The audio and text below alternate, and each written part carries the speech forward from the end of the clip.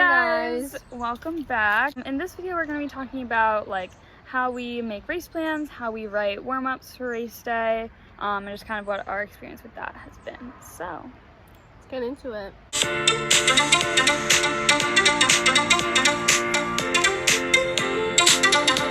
So the warm-up is basically like what I usually do is I'll just take notes on what the warm-up the coach that I'm with usually gives when we're on the water during practice.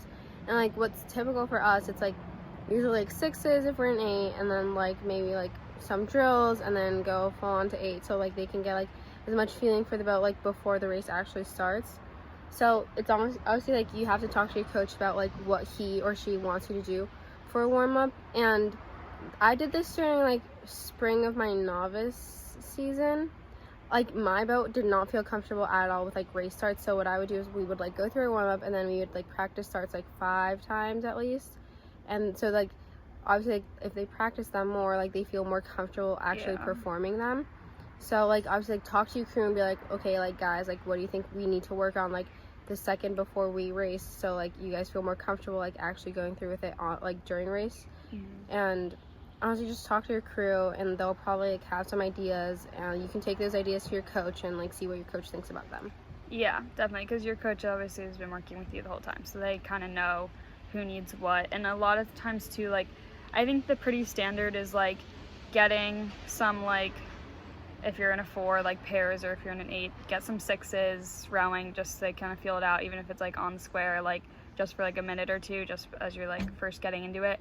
And then you pretty quickly, you could do a quick drill or two, but you pretty quickly want to move into everybody rowing, and so it's more of so get some steady state type thing in. And then for us at least, it's important to get some higher rate, pop a few builders in there, so that the rate at which they're racing at they have felt before the race starts. And then I've done the same thing Blair is saying, I've asked my rowers what drills, because some coaches have pretty long warm-ups that they like to do, so we'll ask okay, if you could pick 2 drills that you feel would make a difference and that you want to do to feel confident on the water, and then we'll do those. But I think mostly if you're stuck, just keep them moving, get them to higher rates. Builders, yeah, because you don't want to tire them out, but you want them to feel they can hit the rate and feel comfortable. Yeah, you always also want to talk them down, keep them calm and relaxed during the warm-up, so they're not all hectic and crazy going into the race. No, it's okay, it's time to do the warm-up, we gotta focus, and hopefully parts of the warm-up are things you've done before in practice, so hopefully it'll feel pretty normal, and just try to act like it's normal practice and keep them calm. And then what I like to do is so I'll write out the warm-up, I'll type it out in my phone notes, I'll type out the race plan in my phone notes, and then I'll also type out the schedule for the rowers, and I'll write out what time our race is, what time we're launching, what lane we're in, what the event number, the boats, what crews are in our race, stuff like that. And I write down all that stuff and send it to them, so that they have all the information, so that everybody's on the same page. So obviously different programs and teams do different things, so you might have a coach that gives you exactly what you're supposed to do, and that's what you're supposed to do. But for us, we've had the experience where we get a little more freedom with that, to come up with our own, which can seem kind of daunting at first, but it's actually, especially for sprint racing, it's really not bad. So I kind of start with the same generic race plan template, which is on the website if you haven't seen it, and then basically go through and pick think about in practice what are some things we've been focusing on, have we spent a lot of time on the front end and thinking about that initial step. So maybe you want to make one of your moves to be on a technical focus that's relating to the front end, or if you've been working on I don't know, cleaner finishes or something like that.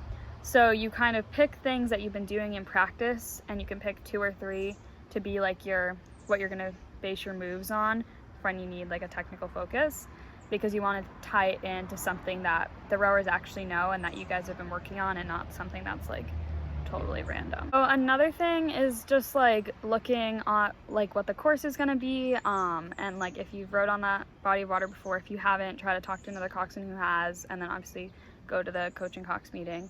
But like know the teams you're gonna be racing against and kind of like know that information and like share that information with your rowers, because they'll want to know like if whatever team is going to be around you guys, and I don't know, they like to know that stuff. And then with the race plan, you definitely want to, so you make your plan, you kind of can plan when your moves are going to be. You can talk to your coach about like what rates you think should be like your base pace and things like that, and like what you want to sprint at, because that can vary boat to boat, team to team. And then you want to have like a boat meeting to talk with your rowers and explain the plan and be like, okay, here's what we're gonna do. I usually tape it on my phone, in my phone notes, so I can like send it to them too, so they can have it. But like talk through what you want the race to be like. I know like a lot of people too, like they'll like make everybody, like if you're out of regatta, like make everyone go into one hotel room and like turn off the lights, and you can like visualize your race and stuff like that, and just talk them through the race course too, especially if you want to be able to like call off of different landmarks and have them kind of know where they are on the course. That part is important, otherwise like they're just not gonna know what you're talking about. But kind of make sure with your calls that are for the moves that like everybody in your boat 100% understands what that means, so when you like make your call for like whatever, if it's like step on the front end. Yeah, if you're like talking about the front end, like when you make that call, that everybody knows like what change you're making, and so that the boat actually gets faster and everyone's on the same page, and that you're not just like saying something, because if it doesn't have meaning to them, then you're just saying something and it's like not doing anything. So definitely talk them through like what you want that change to feel like, what you want it to be like, and what you want them to focus on, so that when you make that call on the boat, everybody's like, oh yeah, I know what we're doing now. And do it. And then obviously you want your rowers to kind of trust you and to understand that like you might adjust things as once you're on the water, depending on how things are going. And like even like with the rate, like the more experience you get, like you can talk to your coach like how much liberty and like freedom you can take to make adjustments on the water. But they should kind of know going into it that like, I mean, some coaches will be like, you have to do exactly what's on the plan, but I think for us, since we kind of make our own plan anyway, we have a little bit of flexibility and like wiggle room there. But just have like everybody, like you don't want anything that you like, any call you say in the race to be like a surprise to the rowers, or like them to not know what you're talking about. It should all be things you guys have talked about before.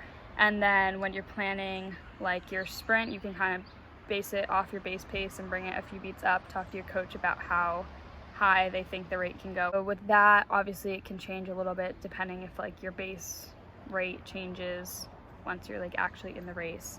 So that's kind of how I would approach making a plan for a sprint race, because it's pretty short. So pick a few of your focuses and kind of share when throughout the race you're like planning on making those calls, what you want the rowers, like make sure they know what change or what you're like wanting them to do, and kind of like what the goals are. And you should be good to go.